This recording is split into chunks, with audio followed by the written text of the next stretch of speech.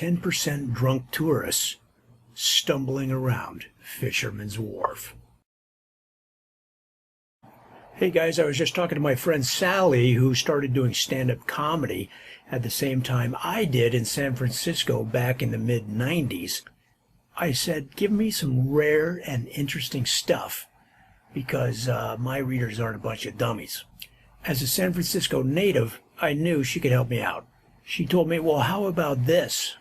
San Francisco is 350 miles from Los Angeles, which is just far enough to avoid the cloud of phoniness, desperation, and bad coffee. Okay. That one stung a little. What else? She said San Francisco is the second most densely populated city in the country after New York City.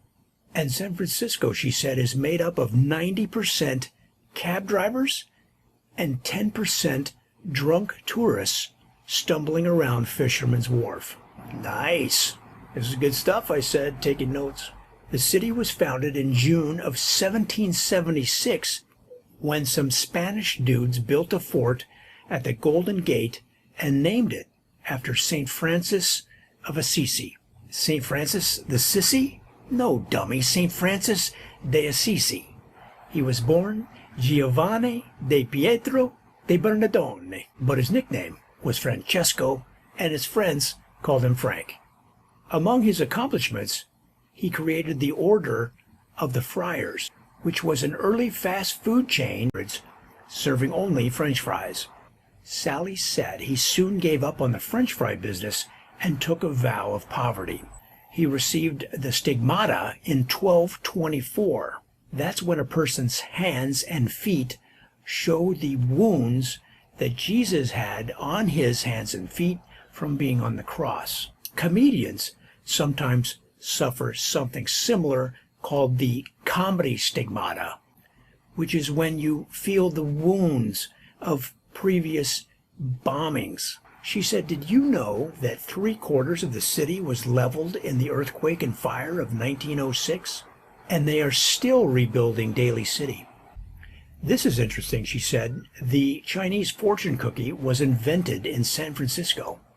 I didn't know that. I told her I remember a fortune that I read recently. It said, he who bowls a 300 game talks about it for the next 2 years.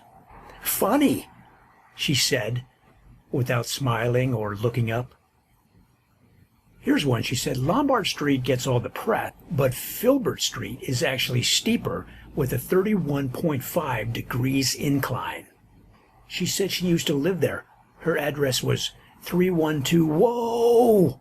Then she said that contrary to popular opinion, Mark Twain never said, the coldest winter I ever spent was a summer in San Francisco. What he did say was, the coldest winter I ever spent was the Christmas I told my wife she looked fat in those jeans. Nice, this is good stuff, Sally. Keep it coming. Oh, here's a good one.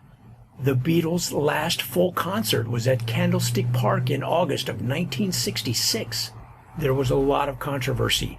Despite a winning season, John Lennon said at that concert that the Beatles were, quote, bigger than the San Francisco Giants. Now this you'll believe, she said. San Francisco has a long line of eccentrics. I know. Yeah, you know, but you don't know this. In 1859, Joshua Abraham Norton named himself as Emperor of San Francisco. His first decree was to outlaw reasonably priced parking spaces. All right, here's a weird one, she said. Did you know that the Navy originally planned to paint the Golden Gate Bridge in black and yellow stripes? It just doesn't have the same ring when you say Bumblebee Gate Bridge. Wow, that's a good one, I told her. Anything else? Here's a weird one, she said. San Francisco had the country's first ugly law, where ugly people were not supposed to show their faces out on the street. Oh, that's cruel, I said. My cousin Ernie, he'd never be able to go outside. He's so ugly, I told her. When we were kids, we used him as the hockey goal. Not nice, Sally said. What do you mean that's mean? He was actually pretty good at being a hockey goal.